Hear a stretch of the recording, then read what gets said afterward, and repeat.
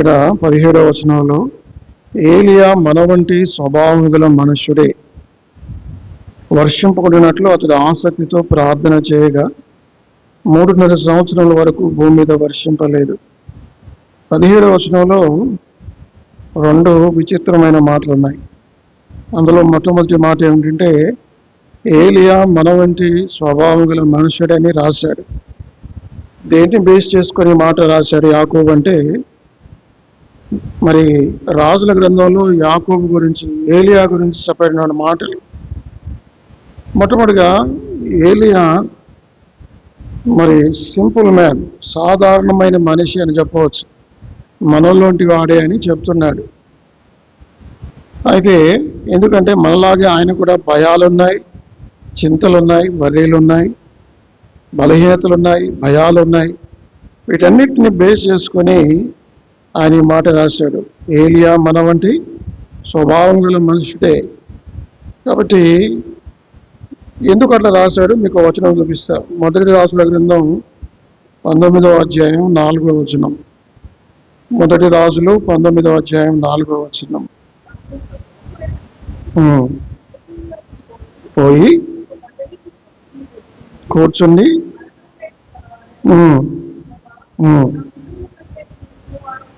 కాను చాలును.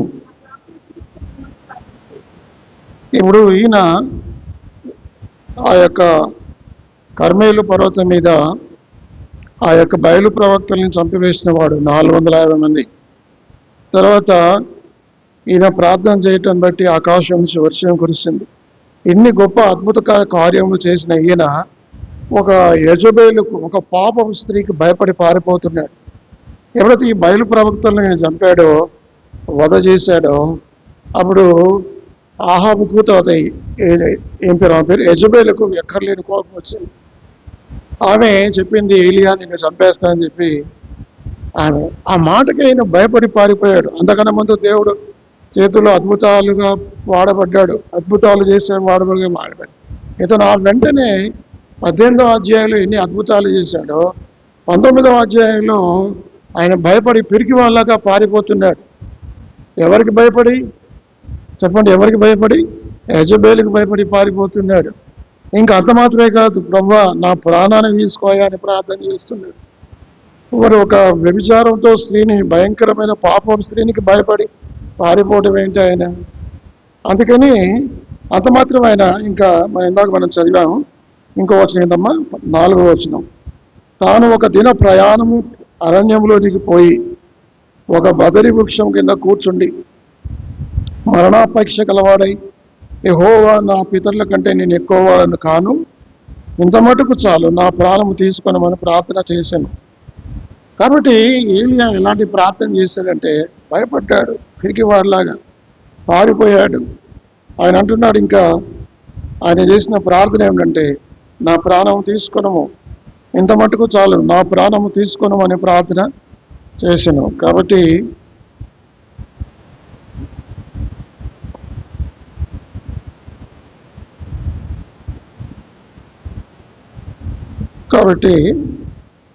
మొట్టమొదటి వచనం, ఒక 5-6 వచనాలు, 5-6 విషయాలు మేము చెప్తాను. మొట్టమొదటిగా ఈ యొక్క ఏలియా అనే వ్యక్తి, మరి ఆయన బలహీనమైన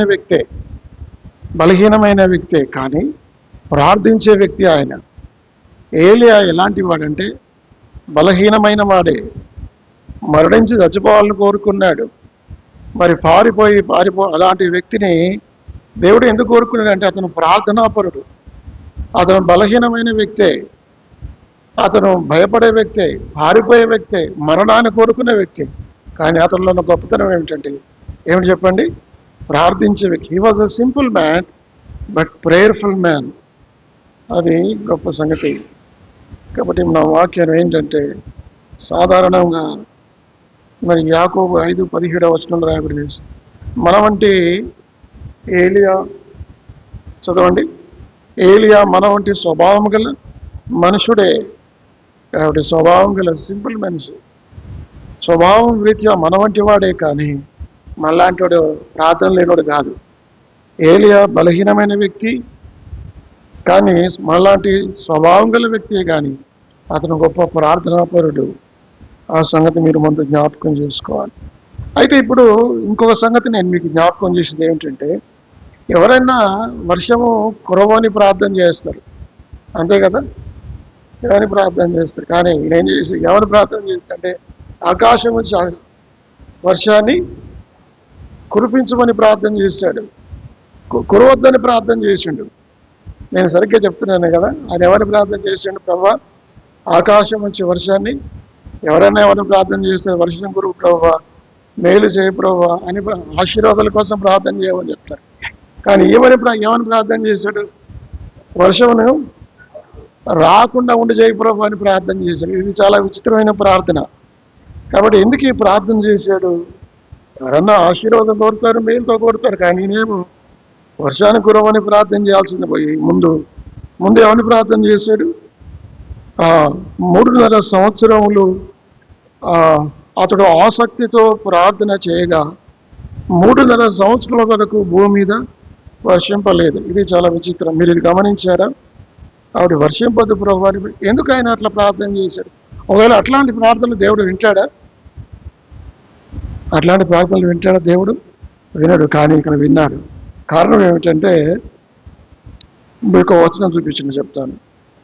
ద్వితీయోపదేశకాండం 11వ అధ్యాయం, ద్వితీయోపదేశకాండం 11వ అధ్యాయం 16-17 వచనాలు. 16-17 వచనాలు. మీ హృదయము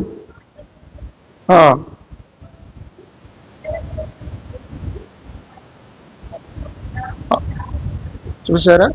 కాబట్టి అక్కడ విగ్రహాలు, ఇంకా అమ్మ మళ్ళీ చదువు. నీ హృదయము మాయల్లో చిక్కి ఇతర దేవతల్ని పూజించి వారికి నమస్కరిస్తే మీరు జాగ్రత్త పడి, లేని ఎడల కోపపడి ఆకాశం మూసివేయను, వాన కురియదు. కాబట్టి ఇక్కడ అదే జరిగింది. దేవుని యొక్క వాక్యం ఏం చెప్తుందంటే, ద్వితీయోపదేశకాండం 11వ అధ్యాయంలో, మీరు విగ్రహారాధన చేసి ఇతర దేవతలకు నమస్కరిస్తే నేనేం చేస్తానంటే మేము మీదకి శిక్ష తెస్తా. ఏమిటి ఆ శిక్ష అంటే, ఆకాశము మూసివేయబడుతుంది, వర్షము రాదు. కాబట్టి ఇప్పుడు వీళ్ళు యూదా ఇశ్రాయేలు దేశపు రాజు ఆయన ఎవరైనా ఆహాబు, తర్వాత యెజబెలు, వీరు ఏం చేస్తుంటే ప్రజల్లో తప్పుదోవ పట్టిస్తున్నారు. నిజ దేవుని దగ్గరికి ఆరాధించకుండా విగ్రహాలు ఆరాధించే విధంగా ఎవరిని ఇశ్రాయేలు ప్రజలందరూ కూడా తప్పుదోవ పట్టిస్తున్నారు. ఈ రాజు రాణి మాటలు విని ప్రజలు మరి ఇతర దేవతలకు నమస్కరిస్తున్నారు. అప్పుడు ఈ వాక్యాన్ని ఆధారం చేసుకొని ప్రార్థన చేశాడు. ఒకవేళ 11వ అధ్యాయం ద్వితీయోపదేశకాండం ఇప్పుడు మనం చదివిన వచ్చిన ఎన్నో వచ్చిన అది 16-17 వచ్చిన కనుక బైబిల్లో లేకపోతే ఆయన అట్లా ప్రార్థన చేసేవాడు కాదు. కాబట్టి మనం ప్రార్థన ఎలా చేయాలంటే, దేవుని వాక్యాన్ని ఆధారం చేసుకుని ప్రార్థన చేయాలి. వాక్యానుసారమైన ప్రార్థన, దేవుని చిత్తంలో ఉండే ప్రార్థన. నేను ఈ ప్రార్థన చేస్తున్నా, ఈ ప్రార్థన వాక్యానుసారమైందైనా మనం ప్రశ్నించుకోవాలి. ఇది దేవుని చిత్తానుసారమైన ప్రార్థనైనా. ఇప్పుడు ఏలియా భరించలేకపోయాడు. అయ్యో, రాజు ఆహాబు, తర్వాత యెజబెలు ప్రజలను తప్పుదోవ పట్టిస్తున్నారు, ప్రజలు చెడు మార్గంలో వెళ్తున్నారు, విగ్రహారాధనలు వెళ్తున్నారు, ఇతర దేవతలు నమస్కరిస్తున్నారు, వీళ్ళని ఏం చేయాలని ఆ బాధ పట్టలేక దేవుని వాక్యం అనుసారంగా, ప్రభువా నువ్వు ఇట్లా చెప్పావు కదా, ఎక్కడ చెప్పావు నువ్వు? ద్వితీయోపదేశకాండం 11, 16, 17 చెప్పావు కదా, ఆ వాక్యాన్ని ఆధారం చేసుకుని నేను ప్రార్థన చేస్తున్నా. ఆ వాన కురియదన్నావు, ఆకాశం మూసివేయబడుతున్నా కదా, వాన కురియకుండా చేయి, ఆకాశం మూసివేయబడు. ఎందుకంటే వీళ్ళు చేస్తున్న పాపం బహుభయంకరమైన ఇతర దేవతలకు నమస్కరిస్తున్నారు. కాబట్టి రెండవది ఏలియా, మొట్టమొదటిగా ఏలియా మన వంటి స్వభావం గల మనుషుడే, భయపడే వ్యక్తే. He was a simple man.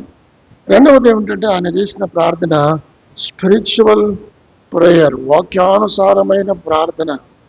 ఎవరు చేశారు? ఏలియా చేశారు. అది రెండవ సంగతి. ఇక మూడవ సంగతి ఆయన చేసింది ఏమిటంటే హృదయపూర్వకమైన ప్రార్థన. చూడండి, యాకోబు రాసిన పత్రిక 5వ అధ్యాయం 16వ వచనం, 5:16. మీ పాపాలను ఒకరితో ఒకడు ఒప్పుకొనడి చేయుడి. నీతిమంతుని విజ్ఞాపన మనపూర్వకమైనదై. మూడవది ఏమిటంటే హృదయపూర్వకమైన ప్రార్థన చేయాలి. మనం ఏదో చేయాలి కాబట్టి చేయటం కాదు, లేదు చెప్పింది చేసింది చేయటం కాదు, మనపూర్వకంగా. మన మాటలు పెదవుల నుంచి కాదు, కానీ ఎక్కడి నుంచి రావాలి? హృదయంలోంచి. హృదయపూర్వకమైన ప్రార్థన. కాబట్టి సిన్సియర్ ప్రేయర్ అంటారు. ఆ రోజుల్లో యేసుప్రభువు వారు ఇదే మాటలు చెప్పాడు. ఏమని మీరు ప్రార్థన చేయాలి? పరిచయుల వలె వేషధారణతో కూడిన ప్రార్థన చేయకండి. వాళ్ళు చెప్పిందే చెప్తారా, రిపీటెడ్ ప్రార్థన చేస్తారు. అట్లా చేయద్దు మీరు. మరి హృదయపూర్వకమైన ప్రార్థన, తర్వాత మనపూర్వకమైన ప్రార్థన. మూడవది, మొట్టమొదటిగా అతను బలహీనమైన వ్యక్తే, కానీ ప్రార్థన చేసే వ్యక్తి. మొట్టమొదటిగా ప్రార్థించే వ్యక్తి. రెండవది ఏ ప్రార్థన? వాక్యానుసారమైన చేసే ప్రార్థన వ్యక్తి. నువ్వు వాక్యానుసారంగా ప్రార్థన చేయకుండా నీ సొంత మాటలు ఎన్ని పెట్టినా, మనం ప్రార్థన చేసినప్పుడు దేవుని వాగ్దానాలు ఎత్తిపట్టాలి. బైబిల్లో ఏదైతే ఉందో దాన్ని ఆధారం చేసుకొని ప్రార్థన చేయాలి. ఉదాహరణకి బైబిల్లో ఏముంది? అడుగుడి మీకు అట్లా చెప్పాలి. ప్రభా అడుగుడి మీకు ఇవ్వబడినని నీ వాక్యంలో ఉంది. మత్తయి 7:7 ఉంది. నేను అడుగుతున్నా, నాకు ఇవ్వు. అప్పుడు దేవుడు ప్రార్థన వింటాడు. అర్థమైందండి? లేకపోతే ప్రార్థన వింటాడు. ఎక్కడ 2-3 నా నామున, ప్రభా మేము ఇక్కడ 2-3 కంటే ఎక్కువ గుడి ఉన్నాం, నీ వాగ్దానం ఉంది కదా, ఎత్తిపడుతున్నావు, మా ప్రార్థన ఆలకించు, మా మధ్యలో ఉండు. ఇలా వాక్యానుసారమైన ప్రార్థనలు చేయాలి. మూడవది ఏం ప్రార్థన చేశాడు ఆయన? మనపూర్వకమైన ప్రార్థన. అంటే తన మనస్సు, హృదయం అంతా, హృదయంతో కాదు. హృదయం ఒకలాగా, మాటలు ఒకలాగా కాదు. Body is present, mind is option, అట్లా కాదు. అంటే మనస్సు, శరీరము అన్నీ కలిపి ప్రార్థించాలి. హృదయపూర్వకంగా, ఇష్టపూర్వకంగా, మనపూర్వకంగా. మనం ప్రార్థన చేసినా మనపూర్వకంగా చేయాలి, పని చేసినా కానీ మనపూర్వకంగా చేయాలి. ఎఫెసీయులకు రాసిన పత్రిక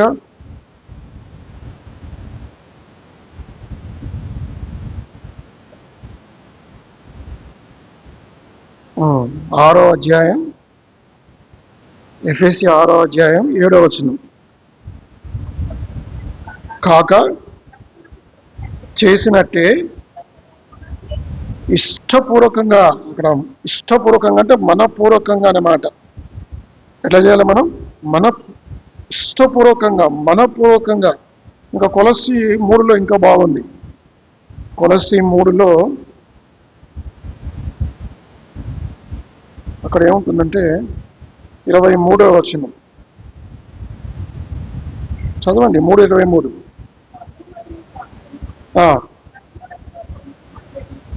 గనుక మీరేమి చేసినను కాక ప్రభువు నిమిత్తమని. చూసారా? మనస్ఫూర్తిగా చేయాలి. అంటే ప్రార్థన చేసిన మనస్ఫూర్తిగా చేయాలి, పని చేసిన మనస్ఫూర్తిగా చేయాలి, డ్యూటీ చేసిన మనస్ఫూర్తిగా చేయాలి, వంట చేసిన మనస్ఫూర్తిగా చేయాలి, పాటలు పాడిన మనస్ఫూర్తిగా చేయాలి, మనపూర్వకంగా చేయాలి. మీరు ఏమి చేసినను మనపూర్వకంగా చేయాలి. అట్లా చేశాడు ఆయన కదా. యాకోబు రాసిన పత్రిక 5:16 ఏముందంటే, నీతిమంతుని విజ్ఞాపన మనపూర్వకమైనదై బహుబలము గలదై ఉండును.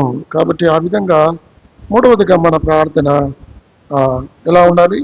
సిన్సియర్ ప్రేయర్, హృదయపూర్వకమైన, మనపూర్వకమైన ప్రార్థన చేయాలి.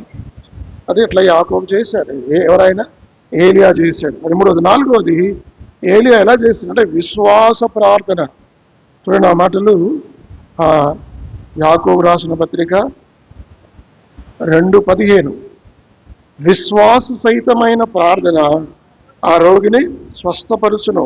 చూసారా? మొదటి రాజుల గ్రంథం 18వ అధ్యాయం 41వ వచనం. పిమ్మట ఏలియా విస్తారమైన వర్షం వచ్చినట్లుగా ధ్వని పుట్టుచున్నది. చూసారా? ఇప్పుడు ఆగండి. ఇక్కడ ఏమన్నాడు ఆయన? విస్తారమైన వర్షం వచ్చినట్లుగా ఆయనకు ధ్వని పుడుతుందట. అప్పటికి వర్షం ఉందా? లేదు. పోనీ మేఘాలు ఏమైనా ఉన్నాయా? లేదు. ఆయన ప్రార్థన చేసేంత వరకు ఏమీ లేదు. ఆయన ముందే చెప్తున్నాడు ఎవరితో, ఆహాబుతో, ఆహాబు విస్తారమైన వర్షం వచ్చేటట్టుంది, నువ్వు వెళ్ళి అంటే ముందే ఆయన నమ్మాడు. దేవుడు వర్షాన్ని పంపిస్తాడు, దేవుడు వర్షాన్ని ఇస్తాడు. అంటే విశ్వాస సహితమైన ప్రార్థన రోగిని స్వస్థపరుస్తుంది. విశ్వాసం లేకుండా ఎన్ని ప్రార్థనలు చేసినా, విశ్వాసం లేకుండా దేవునికి ఇష్టమైండుట అసాధ్యము బైబిల్ చెప్తుంది. కాబట్టి విశ్వాసం లేకుండా నువ్వు ప్రార్థన చేసినా, ఏం చేసినా దండగా. అదే యాకోబు మొదటి అధ్యాయంలో ఏమన్నాడు? యాకోబు మొదటి అధ్యాయంలో నేను చదువుతాను ఆ మాటను, 6వ వచనం. అయితే అతడు ఏమాత్రమును సందేహింపక విశ్వాసముతో అడగవలను. మొదటి అధ్యాయంలో అదే చెప్తున్నాడు, చివరి అధ్యాయంలో అదే చెప్తున్నాడు. కాబట్టి మొదటి అధ్యాయం ప్రార్థనతో ప్రారంభమైంది, యాకోబు పత్రిక చివరి అధ్యాయం ప్రార్థనతో ముగించబడింది. మొదటి అధ్యాయం విశ్వాసముతో ప్రార్థన చేయమంటున్నాడు, చివరి అధ్యాయం కూడా విశ్వాసంతో ప్రార్థన చేయమంటున్నాడు. కాబట్టి ఈయనకు ముందే, వర్షం రాకముందే, మేఘాలు రాకముందే దేవుడు ఈరోజు వర్షాన్ని ఇస్తాడు. నాకు వర్షం వద్దు అని పుట్టుచున్నది వినబడుతుంది. అంటే ఎన్నోది మాట ఇది? 4వ మాట, విశ్వాసంతో కూడిన ప్రార్థన. అర్థమైందండి? స్ట్రాంగ్ ఫెయిత్ ప్రేయర్, బలమైన విశ్వాసంతో కూడిన ప్రార్థన. అలా మనం ప్రార్థన చేయాలి. ఏది అట్లా చేశాడు. అది 4వది. 5వది ఏమిటంటే, ఇప్పుడు మీరు చదివిన మాటే ఇక్కడ మొదటి రాజులు 18వ అధ్యాయం 43, 44. తర్వాత అతడు తన దాసుని పిలిచి పైకి పోయి సముద్రం వైపు చూడమనగా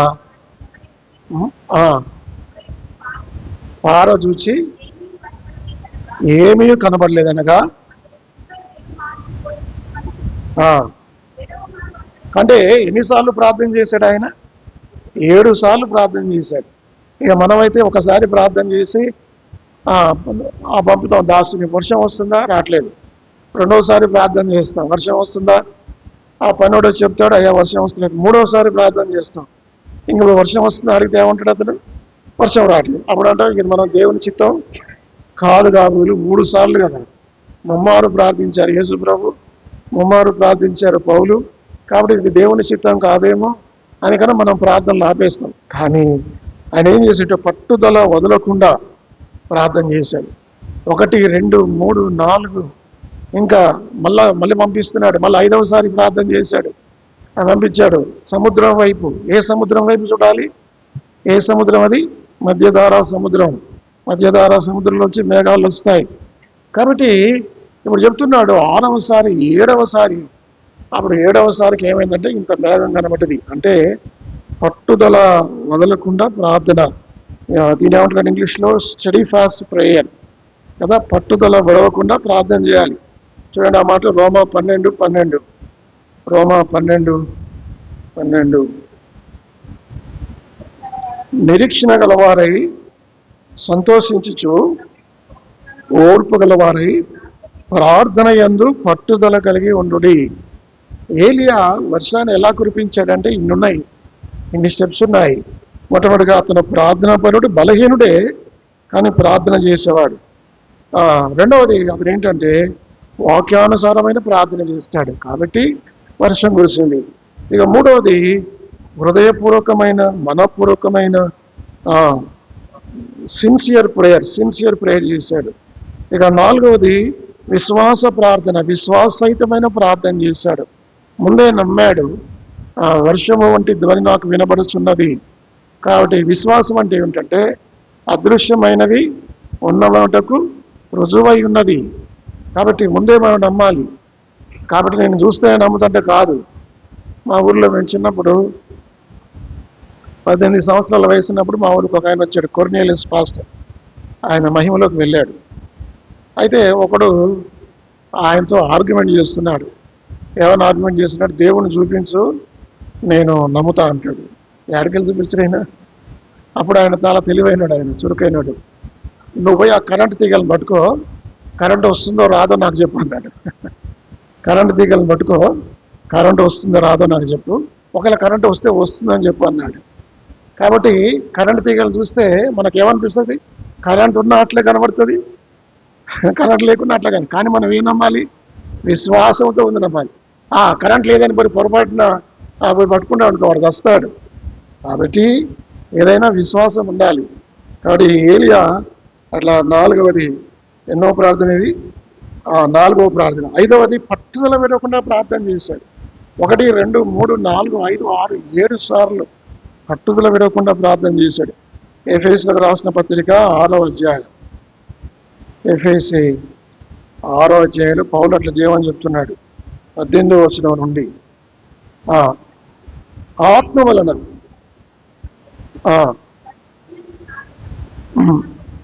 చేయించు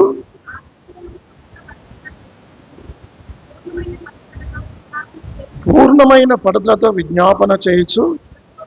కాబట్టి ఎన్నవది ఇది? ఐదవది పట్టుదలతో కూడిన ప్రార్థన. ఇట్లా నేర్చుకోవాలి మనం ఏలియా జీవితం ద్వారా. ప్రభా, ఏలియా వలె నేను కూడా బలహీనుడిని, అయితే ఏలియా ప్రార్థన చేసేవాడు, నేను కూడా ప్రార్థన చేస్తాను. రెండవది, ఏలియా వాక్యానుసారమైన ప్రార్థన చేశాడు, నేను కూడా వాక్యానుసారమైన ప్రార్థన చేస్తాను. ఏలియా మనపూర్వకమైన ప్రార్థన చేశాడు, నేను కూడా మనపూర్వకమైన ప్రార్థన చేస్తా. ఏలియా విశ్వాస సహితమైన ప్రార్థన చేశాడు, నాకు కూడా నేర్పించు ప్రభా, నేను కూడా అలాంటి విశ్వాస సహితమైన ప్రార్థన చేస్తా. ఐదవది, ఏలియా పట్టు విడవకుండా 1 2 ఆ కొండ మీద కర్మేలు పర్వతం మీద 7 సార్లు ప్రార్థన చేశాడు. ప్రభా, పట్టుదల విడవకుండా. ఒకవేళ 6వసారి ప్రార్థన చేస్తే, 6వసారి ప్రార్థన చేసి విడిచిపెట్టడానికి వర్షం వచ్చేదే. ఒక వ్యక్తి బంగారు గని కోసం తవ్వకాలు మొదలుపెట్టాడు. తవ్వుతూ బంగారు కోసం చాలాసేపు తవ్వాడు. ఇంకొక ఫీడ్ తవ్వుతే అతనికి బంగారం దొరికేది. అతను విడిచిపెట్టి వెళ్ళిపోయాడు. ఆ తర్వాత ఒకడు తవ్వాడు, వచ్చి ఈయన తవ్విన దాని మీద తవ్వితే ఏమైంది? ఒక ఫీడ్ తవ్వాడు, బంగారం వచ్చింది. అంత లోతు తవ్వినానికి బంగారం రాలేదు, ఒక ఫీడ్ తవ్వినానికి బంగారం వచ్చింది. అంటే ఏం చేయాలి? బంగారం వచ్చేంత వరకు కూడా తవ్వుతూనే ఉండాలి. మన ప్రార్థనకు జవాబు వచ్చేంత వరకు కూడా మనం ప్రార్థన చేస్తూనే ఉండాలి. ఒకవేళ 7వసారి ప్రార్థన చేసినప్పుడు రాలేదనుకోండి, ఏలియా ఏం చేసేవాడు? ముగించేవాడా? 70 సార్లనే ప్రార్థన చేసేవాడు. ఎన్నిసార్లు క్షమించాలా ప్రభు అని పేతురు అడిగితే 7 సార్లు క్షమించాలా అని అడిగాడు పేతురు. 7 సార్లు కదయ్యా, 77 టైమ్స్, 70 సార్లు అయినా, 490 సార్లు అయినా సరే ప్రార్థన. నేను అనుకుంటాను 7వసారి కనుక ప్రార్థన వర్షం రాకపోతే ఇంకొక 8వసారి కాదు, 70వసారి కూడా చేసేవాడు. వర్షం వచ్చేంత వరకు ఆయన, ఎందుకంటే ఆయన తెలిసింది, ప్రభువా, షోమ్రోనులో ఘోరమైన క్షామం కలిగింది, నా ప్రజలు, నా జాతి, ఇది national the prayer for the nation, జాతి కొరకు ప్రార్థన చేస్తున్నాడు. 3.5 సంవత్సరాలు ఇశ్రాయేలు జాతి మీద, ఇశ్రాయేలు దేశం మీద వర్షం లేదు ప్రభువా, ప్రజలు అల్లాడిపోతున్నారు, దయతో నా జాతి ప్రజలను, వారిని క్షమించి వారి మీదకి వర్షాన్ని పంపించు. ఎటువంటి ప్రార్థన ఇది? ఎప్పుడైనా మనం చేస్తామా? మన దేశం కోసం, తెలుగు వారి కోసం, మన జాతి కోసం, మన దేశం కోసం ప్రార్థన చేస్తాం. ఏలియా అట్లా ప్రార్థన చేశాడు. ముందుకు చేయొద్దన్నాడు, ఆగిపోయింది. మళ్ళీ చేయమన్నాడు, మళ్ళీ అప్పుడేమో వాక్యానుసారంగా ప్రార్థన చేశాడు. ఇప్పుడు దేశ క్షేమం కొరకై జాతి ప్రజలు అల్లాడుతున్నారు, సరిపోతున్నారు, ఆకలి చావులు ప్రభా అని ప్రార్థన చేశాడు. ఎన్నో ప్రార్థన ఇది? 5వది పట్టుదలతో కూడిన ప్రార్థన. ఇక 6వది వినయపూర్వకమైన ప్రార్థన. ఎట్లాంటి ప్రార్థన ఇది? వినయపూర్వక, తగ్గించుకునే ప్రార్థన. 42వ వచనం, 1 రాజులు 18, 42వ వచనం. మీరు అక్కడో ఇక్కడో పెట్టుకోవాలి కదా. ఆహాబు కానీ పోయి నేల మీద పడి మోకాళ్ళ మధ్య కప్పుకొని ఎట్లా ప్రార్థన చేశాడంటే, మనం ఇట్లా మోకరిస్తాం కదా, ఆయన మోకాళ్ళ మధ్యలో తల కిందికి పెట్టి మోకరించి, ఆ మోకాళ్ళ మధ్యలో 2 తలకాయ పెట్టి అంత తగ్గించుకున్నాడు కదా. ఎంత తగ్గింపు అది! అదే యాకోబు 4వ అధ్యాయం అదే మాటలు ఉన్నాయి చూడండి, 10వ వచనం. యాకోబు 4:10, ప్రభు దృష్టికి తగ్గించుకున్నాడు. కాబట్టి ఇప్పుడు ఏలియా ఎలా చేశాడు ప్రార్థన? తగ్గించుకున్నాడు. మోకరించడమే కాదు, మోకరించడమే తగ్గించుకునే ప్రార్థన. ఆ మోకరించడంలో ఇంకేం చేశాడు? తలకాయ తీసుకెళ్ళి 2 కాళ్ళ మధ్యలో పెట్టి నేలకు మోపాడు. ఇట్లా నేలకు మోపి తగ్గించుకునే ప్రార్థన, సబ్మిసివ్ ప్రేయర్, వినయపూర్వకమైన ప్రార్థన. ఇది ఏలియా ద్వారా మనం నేర్చుకుంటున్నాం. 6వది తగ్గించుకొని వినయపూర్వకమైన ప్రార్థన. దేవుడు 2 స్థలాల్లో ఉంటాడని యెషయా గ్రంథం 57లో ఉంది అనుకుంటా కదా. 2 స్థలాల్లో ఉంటాడు. ఎక్కడ ఉంటాడు? మొదటిది పరలోకంలో ఉంటాడు. రెండవది ఎక్కడ ఉంటాడు? వినయ మనసు కలవారు, మహాగణుడు, మహోన్నతుడు, పరిశుద్ధుడు, నిత్య నివాసైన దేవుడు ఇలాగ సెలవించు. నువ్వు మహోన్నతమైన స్థలములో నివసించేవాడు అంటే పరలోకంలో ఉంటావు. కానీ అదే సమయంలో వినయ మనసు గల వారి యొద్ద, దీన మనసు గల వారి యొద్ద నివసించడానికి ఇష్టపడతావు. కాబట్టి తగ్గించుకొని చేసే ప్రార్థన, గర్వించే ప్రార్థనలు కాదు. అట్లా గర్వించే ప్రార్థన చేశాడు ఎవరు? పరిసయ్యుడు. పరిసయ్యుడు ఏం చేశాడు? శుంకర చేశాడు. శుంకర తగ్గించుకున్నాడు, పరిసయ్యుడు హెచ్చించుకున్నాడు. ఇద్దరు ప్రార్థన చేశాడు. తగ్గించుకున్నాడు హెచ్చించబడతాడు, హెచ్చించుకున్నాడు తగ్గించబడతాడు. అది 6వది. 7వది చివరిది ఏమిటంటే ఫలితమిచ్చే ప్రార్థన, సక్సెస్ఫుల్ ప్రేయర్ కదా. చూడండి ఆ మాటలు, యాకోబు రాసిన పత్రిక 5వ అధ్యాయం 18వ వచనం. అతడు మరలా ప్రార్థన చేయగా ఆకాశం వర్షమిచ్చను, భూమి తన ఫలమిచ్చను. అదా ఎంత సక్సెస్ఫుల్ ప్రేయర్, ఫలితమిచ్చే ప్రార్థన. 44 చదవండి, 1 రాజులు 18:44. చూచి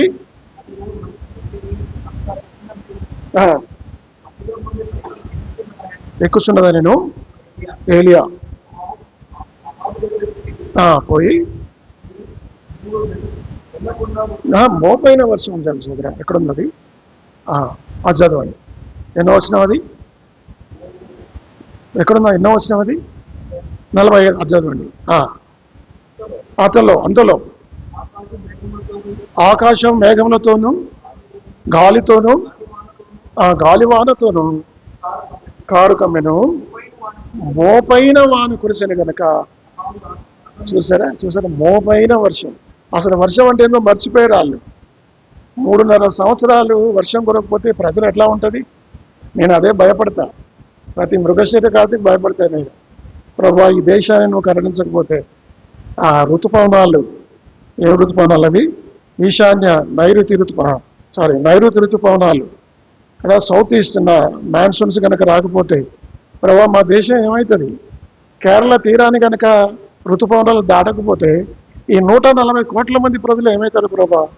దయతో మా దేశాన్ని, మేము పాపులమే, మా దేశం విగ్రహారాధన దేశమే, అయినా ప్రభా మమ్మల్ని క్షమించు, మా దేశాన్ని క్షమించు. నువ్వు మా మీద కోపడితివా? ఏది ఏలియా దినముల వల్ల 3.5 సంవత్సరాలు కనుక వర్షం భారతదేశంలో కురిపించకపోతేవా ఏమవుతుంది? కొన్ని కోట్ల మంది ప్రజలు, కోటాను కోట్ల మంది ప్రజలు ఆకలి చేత చచ్చిపోతారు. ప్రభువా కరుణించు, ప్రభువా కరుణించు. ఏలియా అట్లా 7 అంతల ప్రార్థన చేశాడు.